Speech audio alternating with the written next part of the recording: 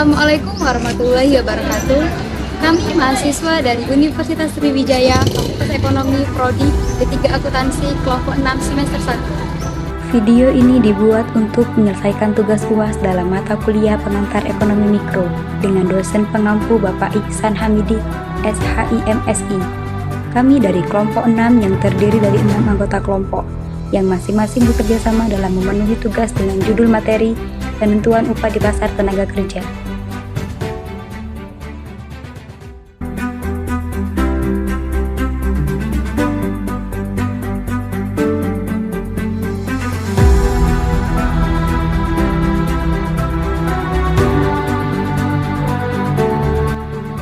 Sebelum kami masuk ke pembahasan lebih lanjut, izinkanlah kami memperkenalkan diri terlebih dahulu. Yang pertama, saya sendiri atas nama Sherly Putri Andini dengan NIM 01010182327074.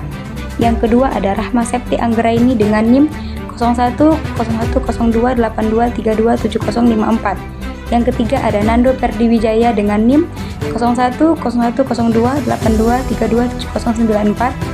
Selanjutnya ada Navita Paparia dengan NIM 01010282327089. Lalu yang berikutnya ada Nanda Merianti dengan NIM 01010282327083. Dan yang terakhir ada Nadia Paramita dengan NIM 01010282327071. Baiklah, kami dari kelompok 6 akan mempresentasikan materi dengan judul penentuan upah di pasar tenaga kerja. Upah merupakan hal yang paling utama dalam tenaga kerjaan, karena tujuan orang bekerja adalah untuk mendapatkan upah yang akan digunakan untuk memenuhi kebutuhan hidupnya. Jika nilai upah yang ditawarkan oleh suatu perusahaan tersebut dinilai tidak mencukupi untuk memenuhi kebutuhan hidupnya, maka pekerja tersebut akan menolak pekerjaan yang ditawarkan. Salah satu alasan yang biasa dipakai dan membuat citra buruk adalah produktivitas tenaga kerja yang rendah. Jika kita melihat data resmi Badan Pusat Statistik atau BPS, produktivitas tenaga kerja di Indonesia selama 2001 sampai 2010 cenderung meningkat. Melihat cara penyelesaian yang dimediasi oleh pemerintah, nampaknya masalah buruh di Indonesia tidak akan pernah selesai. Perburuhan nasional selalu saja mempersalahkan aspek kelayakan upah minimum yang tidak pernah terjadi kesepakatan antara pihak buruh dan pengusaha. Pemberian upah yang adil dan setimpal akan memicu motivasi kerja yang tinggi sehingga kinerja para buruh atau pekerja menjadi lebih baik dan tentunya pengaruh terhadap pendapatan perusahaan. Pemberian upah berguna untuk meningkatkan output dan efisien. Kita haruslah menyadari akan berbagai kesulitan yang timbul dari sistem pengupahan insentif. Pada video kali ini, kami akan mempresentasikan materi tentang penentuan upah di pasar tenaga kerja. Tujuan dari materi ini adalah untuk menerangkan beberapa aspek penting yang berhubungan dengan upah dalam pengertian teori ekonomi, yaitu pembayaran yang diperoleh berbagai bentuk jasa yang disediakan dan diberikan oleh tenaga kerja kepada para pengusaha. Aspek-aspek yang akan diuraikan adalah 1. Menunjukkan perbedaan antara upah dan upah real. 2. Menerangkan peranan produktivitas di dalam menentukan upah real dan faktor-faktor yang menentukan produktivitas. 3. Menunjukkan penentuan tingkat upah dalam berbagai bentuk pasar tenaga kerja. Dan 4. Menerangkan faktor-faktor yang menyebabkan terdapatnya perbedaan upah di antara berbagai golongan tenaga kerja. Upah uang dan upah real. Pembayaran terhadap tenaga kerja dibedakan menjadi gaji dan upah. Gaji sendiri dalam kehidupan sehari-hari dapat diartikan sebagai pembayaran terhadap tenaga kerja tetap, yang biasanya dibayarkan sebulan sekali. Contohnya gaji dosen, gaji PNS, gaji akuntan, dan masih banyak lagi. Sedangkan upah yaitu pembayaran terhadap tenaga kerja kasar yang pekerjaannya selalu berpindah-pindah. Contohnya buruh kasar dan tukang batu. Di dalam teori ekonomi, upah diartikan sebagai pembayaran terhadap jasa fisik atau mental kepada tenaga kerja. Oleh karena itu, dua jenis pendapatan pekerja tersebut dinamakan upah. Perbedaan upah uang dan upah real. Upah uang adalah upah yang dibayarkan oleh pengusaha terhadap tenaga kerja atas jasa fisik maupun mental yang digunakan dalam faktor produksi. Sedangkan upah real adalah upah yang diukur dari kemampuan upah tersebut memenuhi kebutuhan hidupnya. Cara penghitung upah real. Upah real yaitu 100 dibagi indeks harga dikali upah uang. Indeks harga sendiri merupakan suatu indeks yang memberikan gambaran tentang tingkat rata-rata dari perubahan harga dari waktu ke waktu.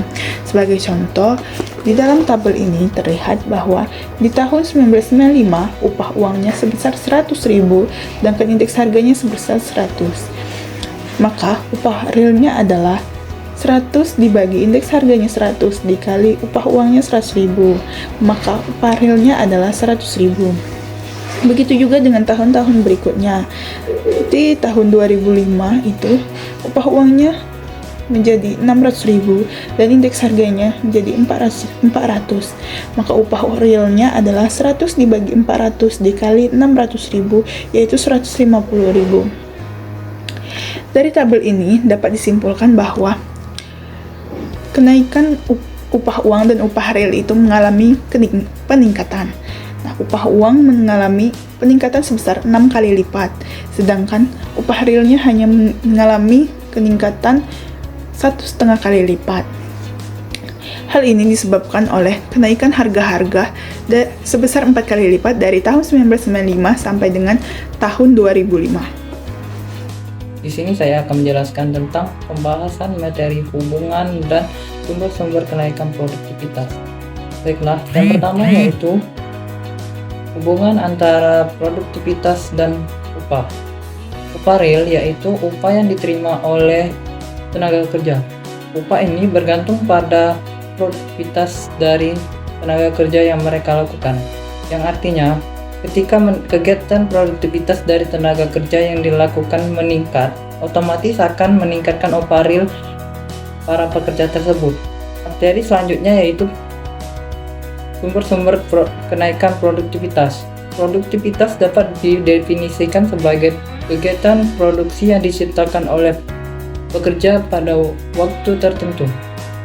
Kenaikan produktivitas yang para pekerja lakukan berarti itu dapat menghasilkan suatu barang pada jangka waktu yang sama. Kenaikan produktivitas disebabkan oleh beberapa faktor, yaitu adalah 1.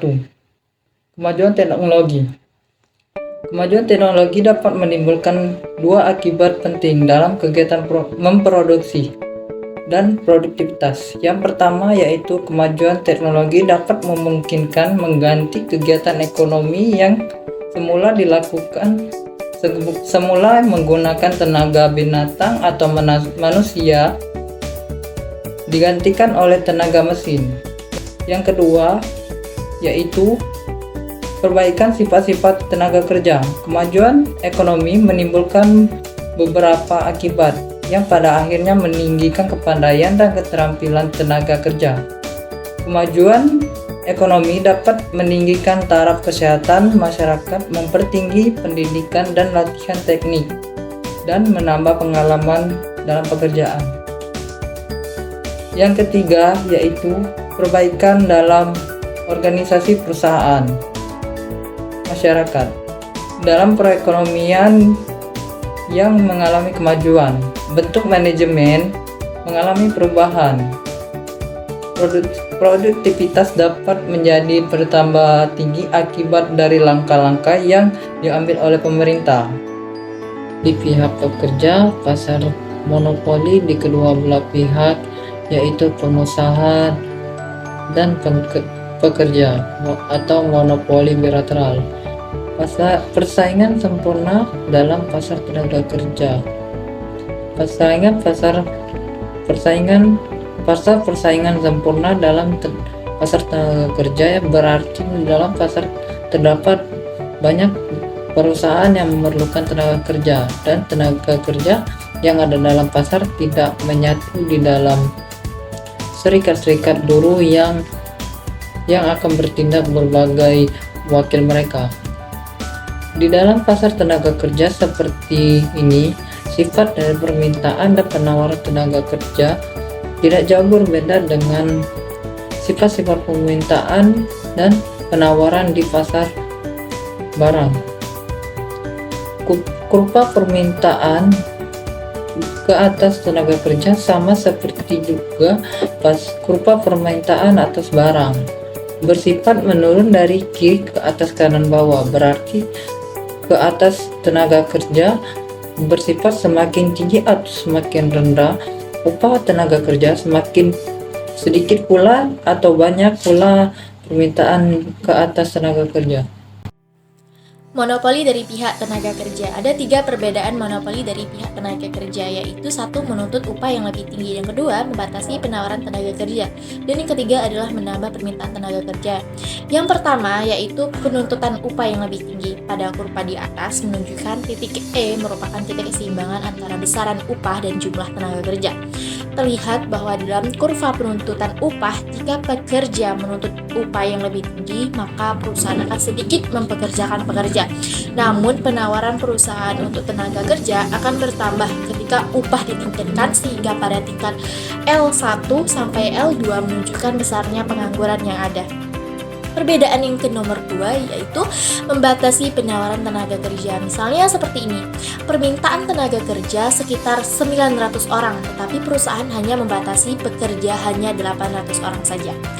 Kita lihat bahwa semula keseimbangan dicapai pada titik E, di mana jumlah tenaga kerja dan tingkat upah seimbang. Namun keseimbangan bergeser naik di titik E1 karena para pekerja memonopoli perusahaan agar perusahaan menambah tenaga kerja dan upah yang lebih tinggi, sehingga menyebabkan permintaan garis kurva DD menjadi D1. Terlihat bahwa tingkat upah dan jumlah tenaga kerja yang digunakan lebih besar dari keadaan sebelumnya. Kita lanjut, yaitu pasar tenaga kerja monopoli bilateral, yaitu di dalam pasar tenaga kerja di mana pekerja bersatu dalam satu serikat buruh dan hanya ada satu perusahaan yang menggunakan tenaga kerja. Seperti yang terlihat pada kurva berikut, bahwa tidak puasan pekerja karena tingkat jumlah pekerja sebanyak L1, tetapi pekerja menginginkan upah sebanyak W2. Nah, di sini keseimbangan persaingan sempurna tenaga kerja terdapat pada jumlah upah sebesar W dan jumlah tenaga kerja berjumlah L1. Tetapi pada tingkat upah yang berlaku biasanya tidak dipersetujui karena tingkat upah yang berlaku di antara W1 dan W2.